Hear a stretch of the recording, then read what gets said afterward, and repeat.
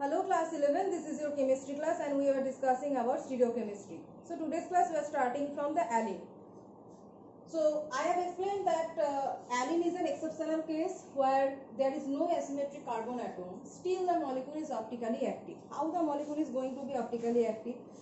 So you can think the structure of molecule, structure of alene I have written, this is the broken wedge and this is the solid wedge. So what is the actually structure of alene?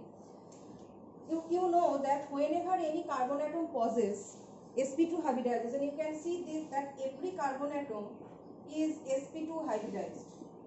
Every carbon atom is sp2 hybridized.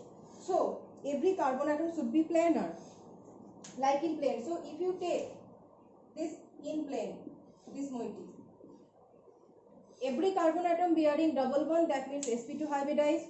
So the molecule is going to be planar. Okay. So you are thinking that here contains C double bond C, and these are hydrogen chlorine like this. But that is not true actually. What happens there, that this portion is planar, the molecule is planar. Okay. If you think this is the C double bond C, this 3 carbon atom exist over this plate. This 3 carbon atom exist over this plate. Here is hydrogen and here is chlorine. But this carbon atom is this. This carbon atom is this.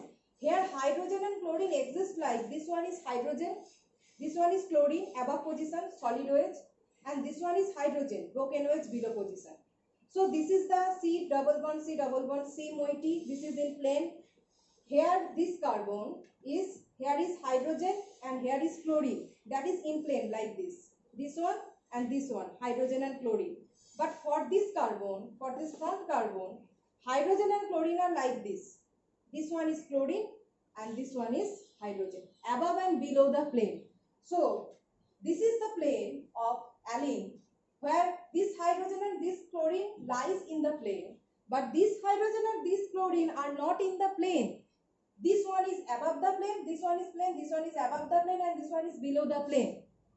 So if the molecule was going to be planar, then it will have a sigma plane, that is the molecular plane. Suppose a molecule is planar, this one, suppose the molecule is planar, that means this plane, this planar, this plane is the molecular plane. That means you can cut the molecule like this, okay, into equal and identical half. The molecule is planar like this and its molecular plane is the sigma plane. That means if the molecule is totally planar, you can cut the molecule like this into equal and identical halves. But if as this chlorine and hydrogen are not in plane, this chlorine is above the plane and this hydrogen is below the plane, now you cannot cut their molecule into equal and identical halves. You think about this, here is chlorine and here is hydrogen, okay. Now you are trying to cut the molecule like this, above portion contains chlorine, down portion contains hydrogen, that means they are not two equal halves, okay, they are not equal halves.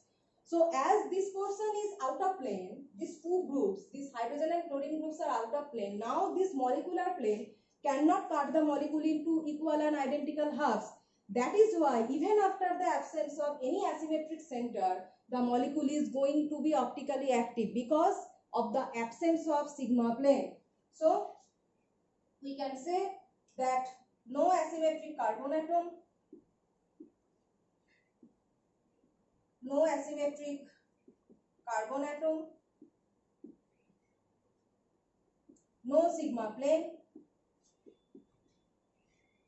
If the molecule was planar, then its molecular plane should be the sigma plane, but due to this portion it has no molecular plane and no sigma plane, so optically active. So I repeat that presence of asymmetric carbon atom represents the optical activity, though it does not always represent the optical activity if the molecule contains any sigma plane or I. That means though the molecule contains, in case of tartaric acid we have seen that if the though the molecule contains two asymmetric carbon atoms, still due to the presence of sigma plane the molecule is going to be optically inactive. But the molecule should present the asymmetric carbon atom, but here no asymmetric carbon atom, still the molecule is optically active due to its structure, due to its geometry. So next is number of stereoisomers. How many stereoisomers we can get? You can see that I have written this plus and minus. So you know that every optically active compound, anything that is optically active will show its mirror image. Okay, will show its mirror image. These two mirror images are non-superimposable and they are known as enantiomers. So this one is plus enantiomer and this one is minus enantiomer. Equally, it is said that it is plus minus enantiomers.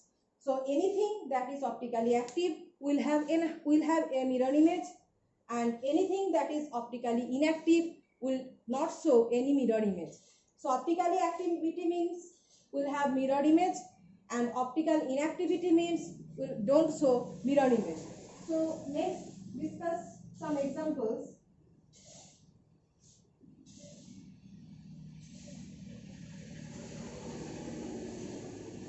First thing is that how to count the number of stereoisomers. How to count the number of stereoisomers? Three rules are there. That is number of stereoisomers. Three conditions are there. First criteria is two types of isomers we can get: optically active isomer and optically inactive isomer. So number of optically active isomer, and next one is number of optically inactive isomers. So first criteria is that n number of asymmetric center. You already know how to find the asymmetric center. That is the four groups that are attached with a carbon atom must be different. That is asymmetric center. So n number of chiral center, asymmetric center is also termed as chiral center. Chiral center or asymmetric center is same. So n number of chiral center and no sigma plane. First one. So n number of chiral centers and no sigma plane. No sigma plane. No sigma plane means there is no possibility of optical inactivity. No sigma plane means no possibility of optical inactivity. So the number of optically active isomers only 2 to the power n, and this is nil. What is second condition? Even number of chiral centers and presence of n number, where n is even number. So even number of chiral centers and presence of sigma plane.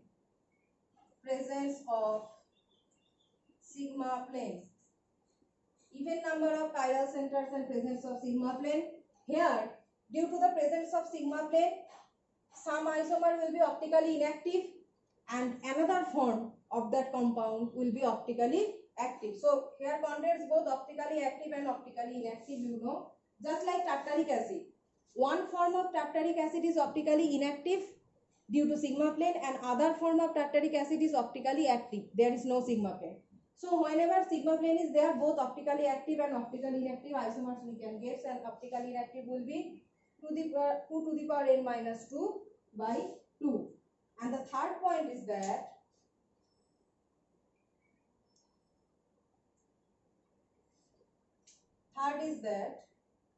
n, where n is odd number. N is odd number of chiral centers, odd number of chiral centers, and presence of sigma plane.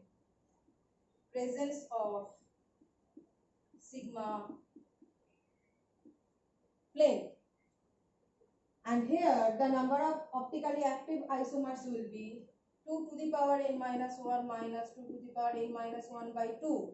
This portion is optically active, and due to the presence of sigma plane, some isomer will be optically inactive, and that is going to be 2 to the power n minus 1 by 2. These are the some rules, that is to how to find the number of stereoisomers for a given molecule. In the next class, we will discuss about different examples to explain these rules and criteria.